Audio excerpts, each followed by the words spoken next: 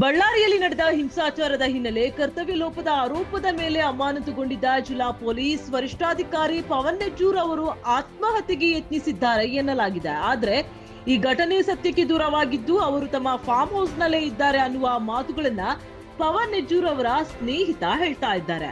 ವಾಲ್ಮೀಕಿ ಮಹರ್ಷಿ ಪ್ರತಿಮೆ ಪ್ರತಿಷ್ಠಾಪನೆ ವೇಳೆ ಎಸ್ಪಿ ವೃತ್ತದ ಬಳಿ ಬ್ಯಾನರ್ ಕಟ್ಟುವ ವಿಚಾರಕ್ಕೆ ಸಂಬಂಧಿಸಿದಂತೆ ಎರಡು ರಾಜಕೀಯ ಬಣಗಳ ನಡುವೆ ಭೀಕರ ಸಂಘರ್ಷ ಏರ್ಪಟ್ಟಿತ್ತು. ಈ ವೇಳೆ ನಡೆದ ಕಲ್ಲು ತೂರಾಟ ಹಾಗೂ ಹಿಂಸಾಚಾರದಲ್ಲಿ ಸಾರ್ವಜನಿಕ ಆಸ್ತಿಪಾಸ್ತಿಗೆ ಹಾನಿಯಾಗಿದ್ದಲ್ಲದೆ ಈ ಸಂದರ್ಭದಲ್ಲಿ ಗುಂಡಿನ ದಾಳಿ ಕೂಡ ನಡೆದಿತ್ತು. ಇದರಲ್ಲಿ ಓರ್ವ ವ್ಯಕ್ತಿ ಮೃತಪಟ್ಟಿದ್ದ. ಪ್ರಕರಣವು ರಾಜಕೀಯ ತಿರುವು ಪಡೆದುಕೊಂಡಿದ್ದು ಗಲಭೆಯನ್ನ ಹತೋಟಿಗೆ ತರುವಲ್ಲಿ ಜಿಲ್ಲಾ ಪೊಲೀಸ್ ಆಡಳಿತ ವಿಫಲವಾಗಿದೆ ಎಂಬ ಮಾತುಗಳು ಕೂಡ ಕೇಳಿ ಬಂದಿದ್ವು.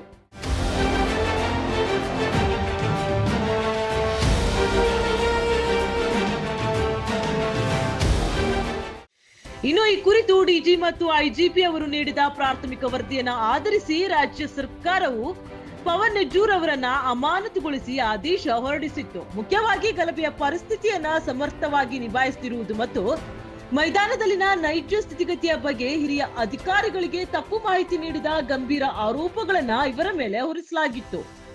ಆದ್ರೆ ಈ ಕುರಿತು ವಿಪಕ್ಷಗಳು ರಾಜ್ಯ ಸರ್ಕಾರದ ವಿರುದ್ಧ ವಾಗ್ದಾಳಿ ನಡೆಸಿದ್ದಾರೆ. ಯಾಕಂದ್ರೆ ಅವತ್ತು ತಾನೇ ಅವರು ಅಧಿಕಾರ ವಹಿಸಿದ್ರು, ಅಧಿಕಾರಿಗಳ ವಿರುದ್ಧ ಈ ರೀತಿ ಕ್ರಮ ಕೈಗೊಳ್ಳುವುದು ಸರಿಯಲ್ಲ ಎಂದು ವಿಪಕ್ಷಗಳು ಮಾತನಾಡಿದ್ದಾರೆ.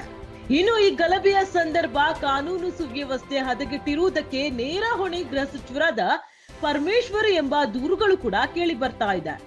ಗಲಭೆಯ ವೇಳೆ ಗೃಹ ಸಚಿವರು ಸರಿಯಾದ ಕ್ರಮ ಕೈಗೊಂಡಿಲ್ಲ. ಅದನ್ನ ಬಿಟ್ಟು ಅವತ್ತು ತಾನೇ ಅಧಿಕಾರ ವಹಿಸಿರುವ ಜಿಲ್ಲಾ ಪೊಲೀಸ್ ವರಿಷ್ಠಾಧಿಕಾರಿಯನ್ನ ಅಮಾನತುಗೊಳಿಸಿರುವುದು ಸರಿಯಲ್ಲ. ಬದಲಿಗೆ ಗೃಹ ಸಚಿವರೇ ಕೂಡಲೇ ರಾಜೀನಾಮೆ ನೀಡಬೇಕಿದೆ ಎನ್ನುವ ಮಾತುಗಳು ಕೂಡ ಸಾರ್ವಜನಿಕ ವಲಯದಲ್ಲಿ ಕೇಳಿ ಬರ್ತಾ ಇದೆ.